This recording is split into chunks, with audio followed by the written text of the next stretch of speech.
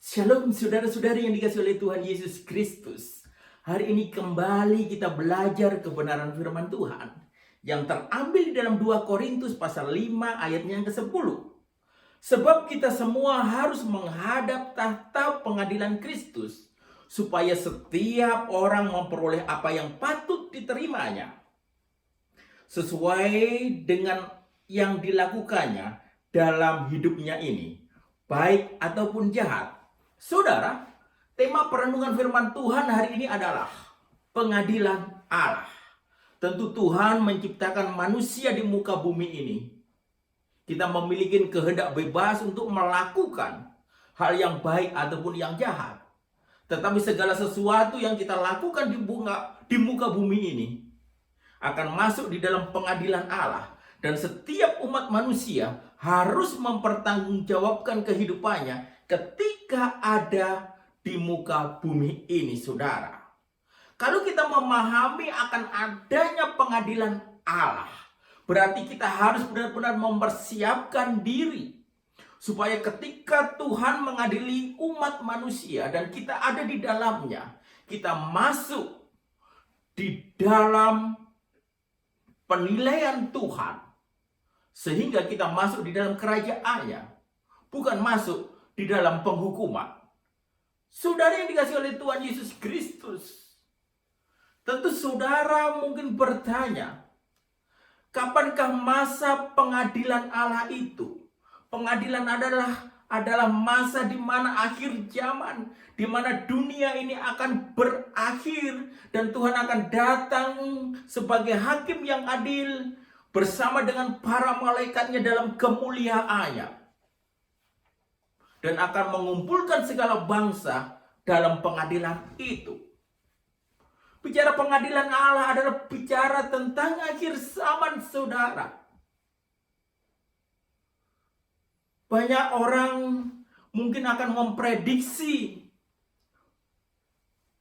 dengan tanda-tanda alam yang bisa dilihatnya, sehingga sebagian orang akan menentukan hari dan tahun kedatangan atau masa penghakiman itu. Tetapi firman Tuhan mengajarkan kepada kita, ketika terjadi peperangan, ketika terjadi bencana alam, ketika terjadi penindasan, penganiayaan, itu hanyalah awal daripada penderitaan. Tetapi kedatangan Tuhan Yesus sebagai hakim yang adil, hal itu akan terjadi berdasarkan firman Tuhan di dalam Matius 24 ayat 14. Ketika firman Tuhan, kabar baik itu sudah disampaikan ke seluruh penjuru dunia, penjuru bumi, segala bangsa, bahasa, kaum menerima daripada kabar baik itu. Sebab kalau kita melihat di dalam Wahyu pasal 7 ayatnya ke-9, bicara tentang umat manusia ketika ada di dalam kerajaan surga, maka yang menyembah Allah itu adalah segala bangsa, segala bahasa, segala suku atau kaum ada di sana. Jadi sangat jelas firman Tuhan harus diberitakan ke segala makhluk di segala penjuru muka bumi ini. Dan kalau setiap orang mendengarkan firman Tuhan, maka disitulah kesudahan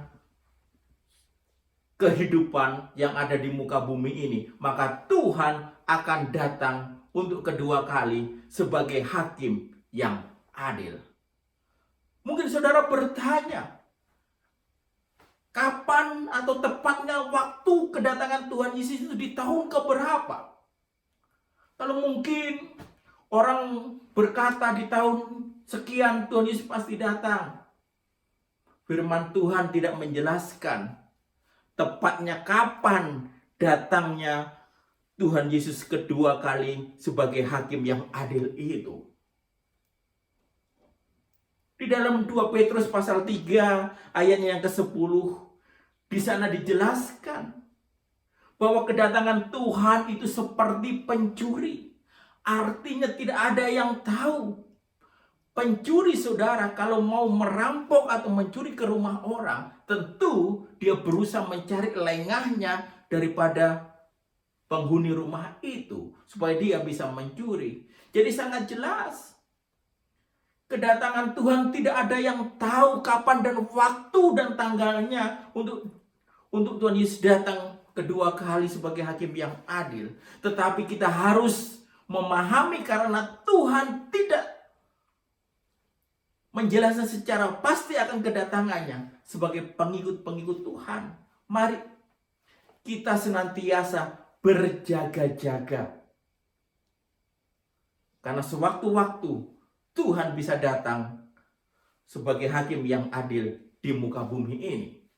Saudara-saudari yang dikasihi oleh Tuhan Yesus Kristus, di dalam Matius pasal 25 ayat 31 sampai ayatnya yang ke-46 di sana menjelaskan ketika Tuhan Yesus datang sebagai hakim yang adil di muka bumi ini, maka segala bangsa itu akan dikumpulkan oleh Tuhan Yesus Kristus, dan Tuhan membuat pengelompokan besar.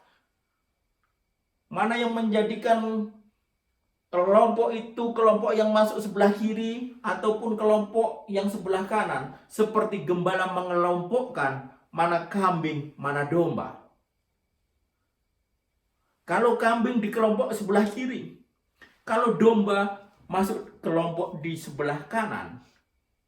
Dan ketika kita masuk dalam kelompok yang sebelah kanan, berarti kita akan memasukin yang namanya kebahagiaan yang kekal, kerajaan surga itu. Tetapi yang dimasukkan di kelompok yang kiri atau kelompok kambing itu, saudara, maka disitulah orang yang ditentukan akan dihukum, akan dibinasakan oleh Allah. Jadi sangat jelas, penghakiman Allah yang kedua kali menentukan kita akan masuk di dalam kelompok yang mana, domba atau kambing, sebelah kanan atau sebelah kiri. Dan ketika orang dimasukkan di dalam kelompok yang sebelah kanan, masuk di dalam kerajaan yang kekal itu, kriterianya karena ketika dia ada di dalam dunia, yang jelas di dalam Yohanes 14 ayat yang ke-6, bahwa Tuhan Yesus adalah jalan satu-satunya menuju Bapa. Tetapi berdasarkan Matius di pasal 25 ayat 31 sampai dengan ayat yang ke-46, orang yang dimasukkan di dalam kelompok sebelah kanan, kriterianya adalah ketika dia ada di muka bumi, dia melakukan kebaikan sebagai tanda beriman kepada Tuhan Yesus Kristus, karena iman tanpa perbuatan adalah mati. Mengasihi Tuhan Yesus Kristus tanpa mengasihi sesama adalah kebohongan belaka. Tetapi jikalau saya dan saudara mencintai dan mengasihi Tuhan Yesus Kristus, kita mengasihi sesama. Bukankah itu adalah hukum yang pertama dan terutama di dalam firman Tuhan? Bukankah hukum kasih itu harus kita lakukan? Dan hukum kasih itu barometernya adalah ketika kita ada di dunia, ketika ada orang yang lapar, orang yang haus, saudara memiliki untuk diberikan kepada orang yang membutuhkan itu. Apakah saudara peduli? Ataukah saudara tidak peduli sama sekali? Dan kalau kita memberikan orang makan atau minum, sebenarnya kita sedang melayani Tuhan Yesus Kristus. Ketika saudara melihat orang tidak punya pakaian, saudara memiliki pakaian yang sangat banyak, sudahkah saudara peduli untuk memberikan pakaian saudara kepada orang yang membutuhkan itu? Dan kalau itu saudara lakukan, saudara sedang melayani Tuhan Yesus Kristus. Ketika saudara mendengar sahabat atau saudara-saudari kita yang lain sedang ada di rumah sakit karena sakit, sudahkah saudara memiliki kepedulian untuk menengok, untuk mendoakan? Kalau hal itu kita lakukan, ternyata kita sedang melayani Tuhan Yesus Kristus. Ketika ada orang membutuhkan tumpangan, pertolongan kita, apakah kita memberikan pertolongan atau tumpangan itu? Dan kalau itu kita lakukan, sebenarnya kita sedang melayani Tuhan Yesus Kristus. Ketika kita mengunjungi orang dalam penjara, itu juga sebenarnya kita sedang melayani Tuhan Yesus Kristus. Jadi contoh-contoh praktis di dalam Matius 25 ayat 31 sampai dengan ayat yang ke-46. Sebagai anak-anak Tuhan yang sudah diselamatkan, di mana kita harus melakukan kebaikan itu. Tentu kebaikan bukan berarti yang membawa, melayakkan kita masuk dalam kerajaan surga. Hanya iman percaya kepada Tuhan Yesus Kristuslah yang melayakkan kita masuk dalam kerajaan surga. Tetapi perbuatan baik itu harus kita lakukan. Karena kalau tidak kita lakukan, kita adalah pengikut-pengikut Tuhan Yesus yang munafik. Karena sangat jelas, pengelompokan masuk sebelah kanan salah satu kriteria apa yang kita lakukan di dunia itu menentukan kita masuk sebelah kanan atau masuk sebelah kiri. Kalau kehidupan praktis kita benar-benar kita jalankan, kita akan dimasukkan Tuhan di dalam kelompok sebelah kanan yaitu domba, sehingga kita ada di dalam kerajaan surga itu.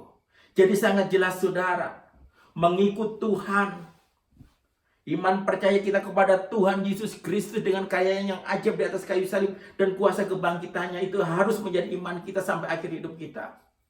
Tetapi Tuhan juga menghendaki ketika kita sudah diselamatkan, ketika sudah kita dibenarkan, hidup praktis kita harus benar-benar berdampak, berbuah untuk hormat kemuliaan nama Tuhan, sehingga memuliakan Tuhan Yesus Kristus yang telah menyelamatkan kita, yang telah menebus kita, yang telah membenarkan kita, yang telah mengampuni dosa kita, di mana Tuhan memberikan jaminan kepastian keselamatan. Oleh sebab itu saudara, pengadilan Allah itu pasti untuk setiap umat manusia. Bersyukur kalau saya dan saudara percaya kepada Tuhan Yesus Kristus. Tetapi hal yang kedua yang harus kita perhatikan adalah sikap hidup kita sehari-hari. Praktisnya juga harus kita perhatikan. Biarlah kita senantiasa berjaga-jaga dan waspada di dalam menjalani kehidupan ini. Jangan lengah, jangan terpedaya oleh keinginan daging kita. Tetapi biarlah kita mau dipimpin oleh Roh Kudus, sehingga jalan kita jalan sesuai dengan kebenaran firman Tuhan. Karena yang kita kejar bukan kebahagiaan yang di dunia ini, tetapi yang kita kejar adalah setelah kita melewati kehidupan di dunia ini, justru itulah yang kekal, yang selama-lamanya, yang tidak akan ada ujungnya, yang tidak akan pernah berakhir. Itu yang harus kita perjuangkan saudara. Kerajaan surga, kebahagiaan yang kekal, hidup yang berjumpa dengan Tuhan Yesus Kristus, hidup yang menyembah Tuhan Yesus Kristus dalam kekekalan. Oleh sebab itu saudara, mari kita senantiasa berjaga-jaga dan waspada. Mari kita memelihara iman kita. Mari kita melakukan kebenaran firman Tuhan itu di sepanjang kehidupan kita, supaya ketika kita diadili oleh Allah, kita dimasukkan di dalam kelompok yang sebelah kanan, yaitu kelompok domba, dan kita mewarisin dan kita hidup di dalam kerajaan surga. Tetapi orang yang tidak percaya kepada Tuhan Yesus dan tidak hidup di dalam kebenaran firman Tuhan, tentu berdasarkan firman Tuhan jelas akan dibinasakan oleh Tuhan. Oleh sebab itu, mari kita senantiasa memelihara iman kita dan hidup di dalam kebenaran firman Tuhan. Tuhan Yesus memberkati.